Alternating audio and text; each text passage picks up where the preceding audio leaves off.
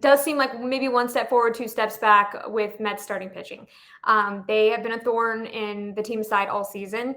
For context, the team has scored 7 or more runs 7 times in the last 22 games, and they've lost 6 of those games. So we're going to start with Verlander and Scherzer. With Max, the team's 8-4. With Justin Verlander, the team is 3-6. So Tim, after that Yankee start and then the 8-inning start in Houston, do you think that Max has refound his slider? He did for one night, and the slider against the Yankees was as bad as we've seen it with him. He was hanging pretty much every slider. And he said, his explanation was he had made a switch with his changeup. He tried to carry it over to his slider, and it did not work. And that he just kind of ditched the switch with his changeup and went back to his old slider. But the slider had been an issue even before the Yankees start, not to the same extent it was that night.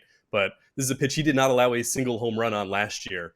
He's allowed 5 home runs on his slider this year. He's never allowed more than 6 home runs on his slider, his bread and butter breaking ball in his career. So I think you need to see more than one start with both of these guys. The problem isn't just they haven't flashed one good start. It's that they haven't been able to carry that over from one start to the next 5 days later. We've been talking about with Scherzer trying to find his rhythm and his timing and getting into a normal routine. It's June 22nd, and we're still talking about that. We need to see him put together 3 or 4 good starts, relying on that slider before we say anything is fixed here. Yeah, it is so interesting. And it seems like it's really been the case with most of the starters.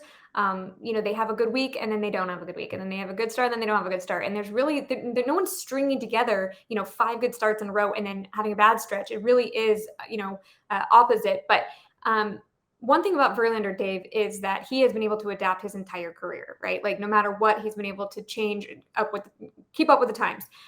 Why do you think that he has not found that consistent success here in New York yet? Well, I mean, we always kind of poo-poo the, changing things in your life and changing routines and all that. And as you get older, it certainly becomes more difficult to do that. And listen, he just turned 40, that's a real number for a professional athlete. I mean, that's not just like, not everybody is Tom Brady in that regard and can play till you're 45 or whatever and can play at a high level. So I'm not saying age is the reason for all this, but there is a lot going on here. I mean, I know we always point to that he won the Cy Young last year, and he did, and he was great, for a world champion team.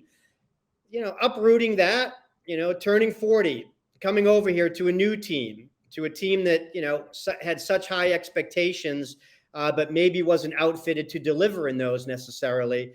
And, getting injured on opening day, with the shoulder strain that he had. So that threw him off. And we talk about pitchers, needing that routine and needing the development into a season. And that really got him off in a bad way. And yes, he's a very established veteran. He's a future Hall of Famer. He's a 3-time Cy Young Award winner.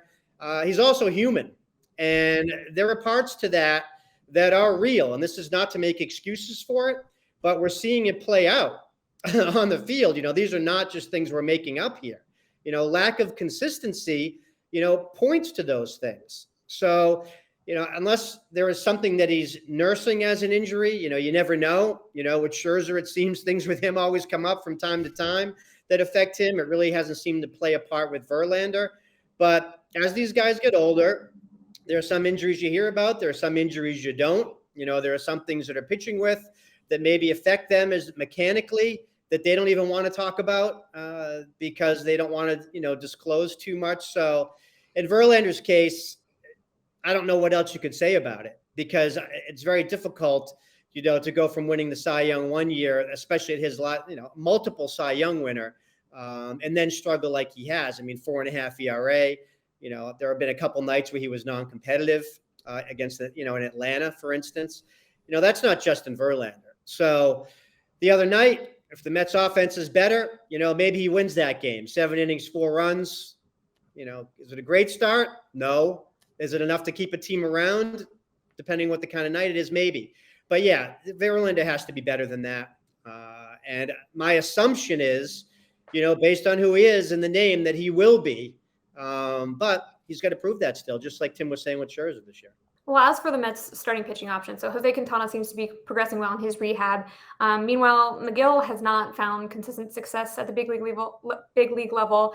But do you think that maybe the Mets should be taking another look at someone that's in AAA, maybe like Joey Lucchesi, Dave? Yeah, I think you're going to see that pretty soon, actually, if Tylor Megill continues to go down that road. And I think Tylor Megill knows it too. Again, he's pitching to an ERA over 5, which is pretty bad. And, we've seen some backsliding here, with Tylor Megill and David Peterson, 2 guys that we thought were really going to be, continue to be breakthrough performers this year based on what they showed the Mets last year. Megill obviously got hurt for a long stretch last year, but there's just a lack of confidence. I mean, you spoke before about the home runs, and Tim had touched on that with the effect. Megill right now just isn't pitching with confidence. He doesn't have confidence in his fastball. And when you don't have that conviction and you don't have that belief in your pitches and you don't have the belief in what you throw is going to work, then that just snowballs. And I think that's where you're seeing Megill right now. And I think that's why you eventually have to change things up, because a guy in his situation, I don't know if you're going to fix that up here. I don't know if you're going to find that confidence again and the ability to trust your pitches again until you go down, show that they can work in the minor leagues, and then come up again when you have that confidence back. It happens all the time. We're not talking with a guy like Megill. He doesn't have a long track record up here of success. So, there are guys that come up here and continue to be great for the continuation of the careers. There are other guys that wind up having to come up and go down a few times, before they find it. So I think they are going to have to make a switch here with Megill. I think the way Megill talked after yesterday's game was pretty telling that he kind of feels that way too. So I wouldn't be surprised. Lucchesi deserves another shot. He's pitched with some length down there in AAA. Again, it's AAA, but it is what it is.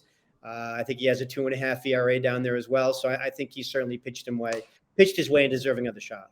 And if that does happen for Megill, it's not the worst thing in the world for him either to be able to go down there, figure it out without the pressure of having to, be a big league starter for a team that's struggling.